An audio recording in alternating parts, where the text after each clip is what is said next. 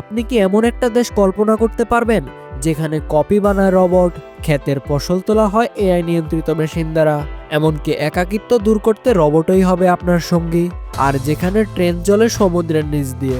না, এটা কোনো সায়েন্স ফিকশনের গল্প নয়, এটা হলো জাপান। আজকের ভিডিওতে আমরা দেখব জাপান কিভাবে শুধু প্রযুক্তিতে নয়, বরং চিন্তাভাবনা থেকেও আমাদের থেকে 50 বছর এগিয়ে আছে। তো চলুন শুরু করা যাক ভবিষ্যতের দেশে আমাদের যাত্রা।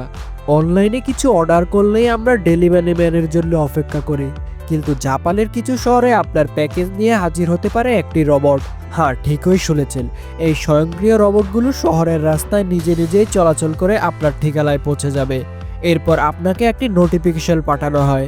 আপনি বাড়ির নিচে এসে আপনার মোবাইলে থাকা একটি কোড স্ক্যান করলেই রোবট তার স্টোরেজ খুলে দিবে এবং আপনি আপনার প্যাকেজটি সংগ্রহ করতে পারবেন।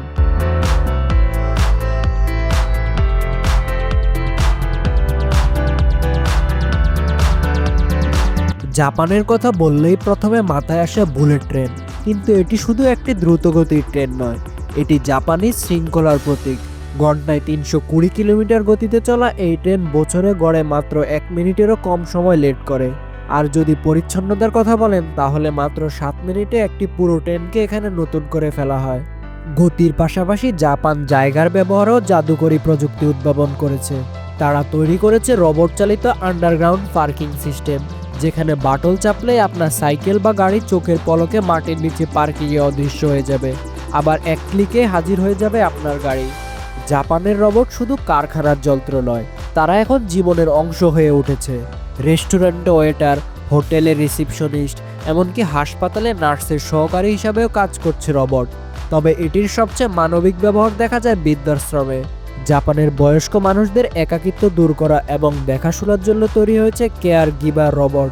এরা কথা বলে, গান শোনায়, এমনকি সময় মতো ওষুধের কথাও মনে করিয়ে দেয়। জাপানে পাবলিক টয়লেট বাইরে থেকে দেখে মনে হবে স্বচ্ছ কাচ, কিন্তু ভিতরে ঢুকে দরজা লক করলেই তা ম্যাজিকের মতো অদৃশ্য হয়ে যায়।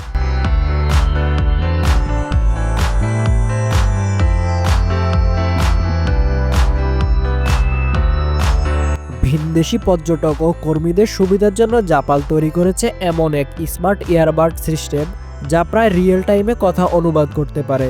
ধরুন একজন জাপানি নাগরিক তার ভাষায় কথা বলছেন, আর আপনি আপনার কানে থাকা ইয়ারবাডে সেই কথাগুলোর সাথে সাথে ইংরেজি বা আপনার নিজের ভাষা শুনতে পাচ্ছেন।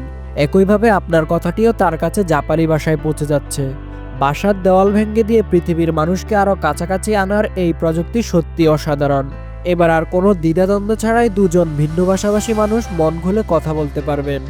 জাপানের আসল চমক অপেক্ষা করে বিমানবন্দরে। একবার ভাবুন তো, ফ্লাইট থেকে নামার পর লাগেজ বেল্টের সামনে দাঁড়িয়ে আছেন, আর আপনার ব্যাগগুলো এলোমেলোভাবে না এসে ব্যাগের হাতল উপরের দিক দিয়ে সুন্দর করে সাজিয়ে আসছে, যাতে আপনার ধরতে সুবিধা হয়। এটাই জাপানের আন্তরিক আতিথেয়তার ছোট্ট একটি উদাহরণ।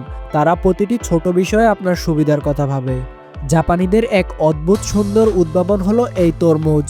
এখন আর শুধু গোল নয়, বরং চারকোনা হার্ট, এমনকি পিরামিড আকৃতির তরমুজও এখানে পাওয়া যায়। ছোট ফলকে বিশেষ কাচের বাক্সে রেখে বড় করা হয়, ফলে সেটি ওই বাক্সের আকার ধারণ করে। এটি শুধু দেখতে সুন্দর নয়, বরং ফ্রিজে রাখতেও সুবিধা হয়।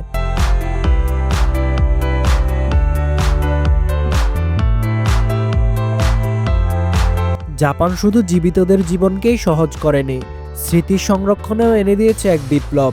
জাপানের স্মার্ট সমাধি ক্ষেত্রে আপনি একটি কোড স্ক্যান করলেই মৃত ব্যক্তির জীবনের গল্প, ছবি ও ভিডিও দেখতে পারবেন।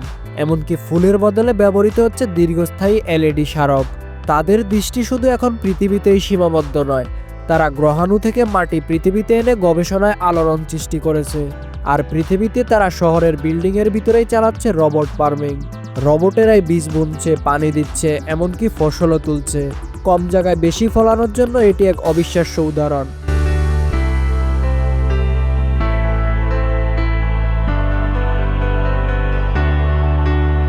ভিডিওটি ভালো লাগলে অবশ্যই একটি লাইক দিন, বন্ধুদের সাথে শেয়ার করুন এবং এরকম আরও দারুণ সব ভিডিও পেতে আমাদের চ্যানেলটি এখনই সাবস্ক্রাইব করুন। তো দেখা হচ্ছে পরের ভিডিওতে।